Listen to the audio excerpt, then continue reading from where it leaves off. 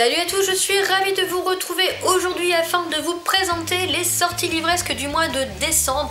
J'en ai pas 350 000, une bonne dizaine, une douzaine je crois. Avec le confinement, je ne peux pas vous promettre que tout va rester dans l'ordre dans lequel je vous le donne. Décembre n'est pas forcément le mois où il sort le plus de livres. Alors évidemment, en décembre, vous avez toujours énormément de romances de Noël. Si vous me suivez depuis un moment, vous le savez, ça n'est pas ma came à moi. Donc si vous voulez savoir les romances de Noël, dirigez-vous vers des chaînes qui adorent ça et elles vont vous les présenter bien mieux que moi parce que moi je suis nulle, je suis vraiment pas une référence. Donc là, on va se cantonner aux livres que moi je lis d'habitude. Et on va commencer tout de suite avec une sortie de chez Plume Blanche. Je n'ai pas la date exacte.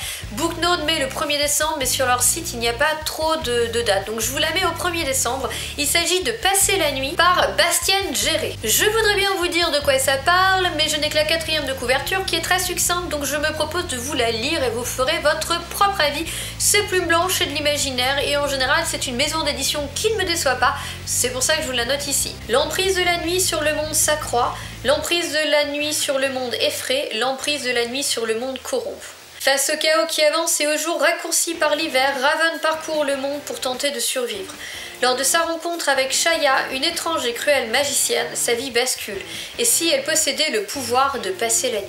Voilà, c'est hyper mystérieux, donc moi perso je vais attendre d'avoir des avis pour en savoir un petit peu plus, mais je trouve quand même que ça peut être très sympa. Ensuite, le 2 décembre sort le 4e tome de la Légende des 4 écrit par Cassandra O'Donnell et paru aux éditions Flammarion. Je ne vais pas vous représenter cette série puisque c'est un 4e tome et qu'elle est extrêmement connue et que je gage que vous en avez déjà entendu parler. Je n'ai toujours pas commencé. Donc il y a quand même un moment où il va falloir que je le fasse, surtout que j'ai le 1er tome dans ma palle. Je pense que c'est le tome final, je n'en suis pas totalement sûre. Est-ce qu'il y a un tome 5 de synthèse entre guillemets sur les 4 clans? J'en sais rien. Je pense que c'est le tome final, si vous le savez, n'hésitez pas à me dire en commentaire. En tout cas, pour ceux qui l'attendent, cette suite sort bientôt. Le 2 décembre, toujours, va paraître Esprit et créatures du Japon. Ce sont des textes de Lafcadio Hearn, qui est le premier étranger à avoir été naturalisé japonais. Il a vécu au Japon, il était marié à une japonaise, il a même changé de nom pour prendre un nom japonais, et il vivait sur la petite île de Shikoku, pour ceux qui connaissent, enfin la petite île, c'est l'une des quasi principales, mais il vivait sur Shikoku au bord de mer. Il a énormément écrit sur les légendes, les mythes, les fantômes japonais, etc. Et donc ici, les éditions Soleil dans la collection Métamorphose nous offrent un autre roman de Lafcadio, enfin un autre recueil d'histoires de Lafcadio Hearn, puisque le premier c'était Fantôme du Japon, je crois, et une fois encore, c'est illustré par Benjamin Lacombe. Alors moi, le premier, je l'ai lu, je ne vais pas vous le cacher, il m'a déçu. Voilà, les textes sont vieillissants peut-être, des fois il n'y a peut-être pas toute l'histoire, des fois, enfin il n'y a pas forcément de fin, c'est, voilà, j'avais pas été excessivement touchée par le premier, mais je laisserai peut-être une chance à cet autre tome. Ne serait-ce que parce que c'est quand même un très bel objet livre. Le 3 décembre va paraître le tome 3 du Gang des Prodiges, écrit par Marissa Meyer et apparaître aux éditions Pocket Jeunesse. Ce tome 3 s'appelle Supernova. Je n'ai pas encore commencé cette série. Marissa Meyer, c'est l'autrice, je pense que vous savez, de la série Cinder, etc., que j'ai adoré, dévoré. Et a priori, le Gang des Prodiges a d'excellents, dithyrambiques retours. Donc il va falloir que je me procure le tome 1, je pense. En tout cas, le tome 3 arrive bientôt. Et si je ne dis pas de bêtises, à prendre avec recul, je pense qu'il va s'agir de la fin de la saga, je n'en suis pas certaine. Le 4 décembre, ce sont les éditions Alter Real qui va nous offrir une sortie avec le tome 3 de Verity Long, le coffre hanté, écrit par Angie Fox. Alors je n'ai pas lu les 2 premiers tomes, je ne sais donc pas si c'est bien.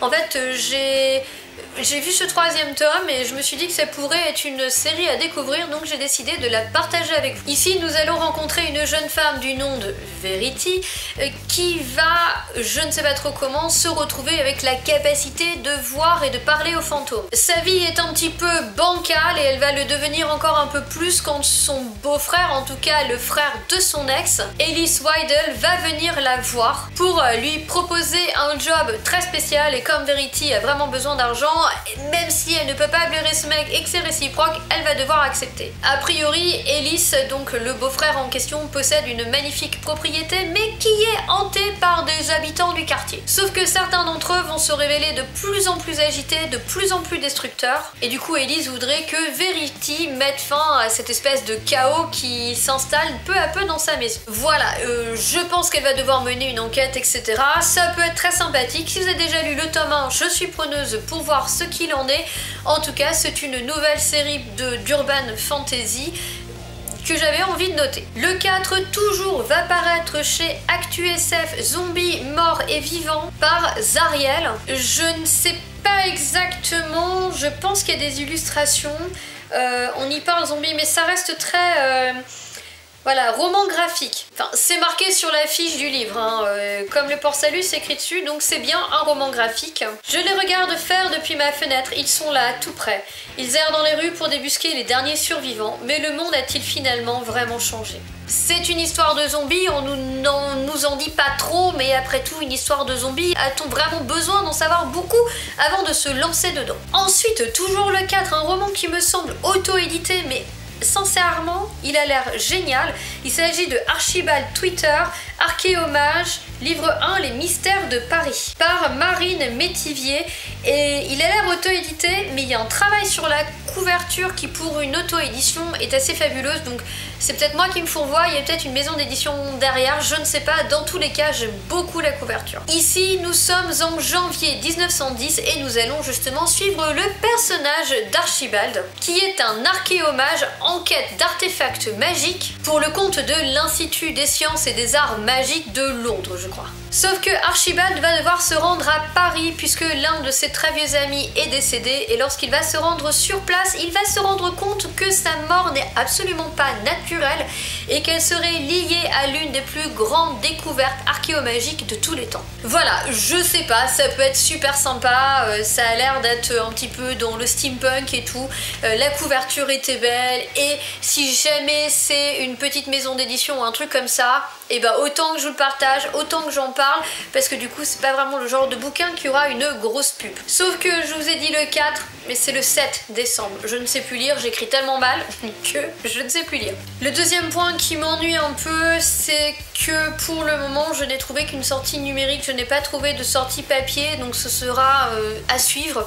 Mais c'est vrai que s'ils le font en papier, je me laisserai bien tenter. Ensuite, le 9 aux éditions MMM Bookmark va sortir Les mésaventures des sorts weird, le tome 3, La malédiction de Célia, maudite par la destinée. Ça, si c'est pas du titre à rallonge, je ne sais pas ce que c'est, mais c'est pas grave, ça a l'air plutôt pas mal, et c'est écrit par Ceci Robson. Célia et ses trois sœurs sont plus ou moins normales, sauf qu'elles sont le fruit d'une malédiction qui a mal tourné. Et du coup, a priori, chacune des 4 sœurs a un pouvoir qui la rend un peu banal, bizarre. Je n'en sais pas beaucoup plus. Je sais simplement qu'elles vivent dans un monde où elles se passent très bien de pouvoir ne pas croiser de vampires, de loups-garous, de sorcières et autres créatures, sauf qu'un jour elles vont se retrouver dans la panade. Tout va commencer lorsqu'elles vont faire exploser un vampire, et ça arrive dans le tome 1, et suite à ça il va leur arriver plein d'aventures. Donc je n'ai pas trop lu l'aventure qu'il allait leur arriver dans le tome 3, je sais juste que nous sommes dans de l'urban fantasy, et sincèrement savoir qu'elles sont le fruit d'une malédiction qui a mal tourné, qu'elles ont des pouvoirs bizarres, moi franchement ça me botte bien.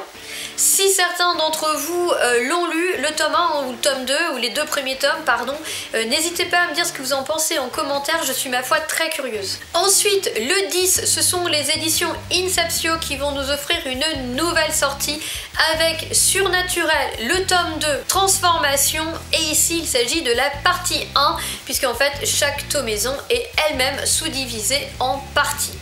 c'est écrit par E.J. Swan. Donc dans cette série, en tout cas dans le premier tome, nous allons rencontrer Evalina qui est une survivante, qui est en tout cas la seule survivante de sa famille. Elle a en fait été sauvée des flammes par le leader des surnaturels, un homme ou une créature, je ne sais pas, qui va l'emmener dans un autre monde dont elle ne soupçonnait même pas l'existence. Evalina va arriver là-bas et on va lui donner la simple et petite tâche de sauver le monde, rien de plus. Sauf qu'en plus on parle d'un monde qu'elle ne connaît même pas, tant qu'à faire. Sauf que évidemment on peut supposer que Evalina n'est pas une humaine comme les autres. Il semblerait que sa vraie nature va se révéler. Je n'en sais pas plus, ici on reste très mystérieux sur le folklore. En tout cas moi j'ai commandé le tome 1, donc je vais le lire cet hiver et je pourrai vous en parler, vous en dire un petit peu plus.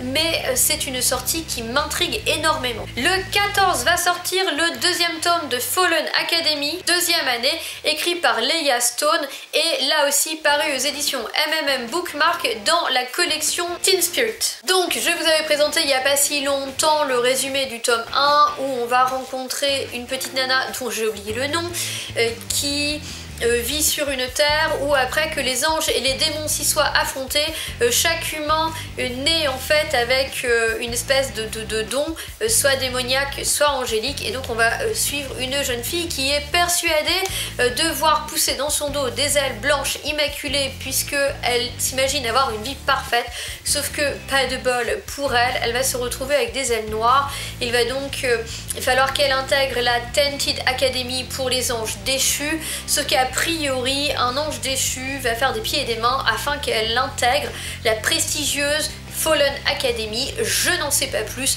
c'est de l'urban fantasy et ça a l'air bourré d'humour. Le tome 1 est dans ma palle, vous le verrez dans un prochain book haul et je pense me le dégommer cet hiver, sincèrement. Et enfin, pour terminer cette vidéo, je vous ai dit qu'il n'y avait pas tant de sorties que ça. Il va sortir le 16 décembre Tori Dawson, le tome 1, 3 mages et une margarita, écrit par Annette Marie et publié aux éditions MMM Bookmark dans la collection Urban Fantasy. Oui, je sais, il y a pas mal de sorties de MMM Bookmark ce mois-ci, mais apparemment il n'y a que qui sont prolifiques, en tout cas dans ce que je lis. Alors ici c'est pareil, ça a l'air d'être une fantasy bourrée d'humour, en tout cas moi ça m'a carrément bien parlé. Ici on va suivre Tori qui répond à une annonce où il cherche une serveuse dans un bar un peu minable. Et du coup en fait au lieu de lui faire passer un entretien, on va lui demander de faire un essai sur la soirée pour voir comment elle se comporte en fait au bar. Et surtout est-ce qu'ils allaient bien s'entendre avec la clientèle qu'on lui a dit spécial. Bon, a priori les clients étaient des gros cons et ça a terminé, je crois, avec une margarita dans la tronche de plusieurs d'entre eux. Et du coup, eh ben, elle pensait être mise à la porte directement, mais non, elle est embauchée. Donc première surprise, elle est embauchée.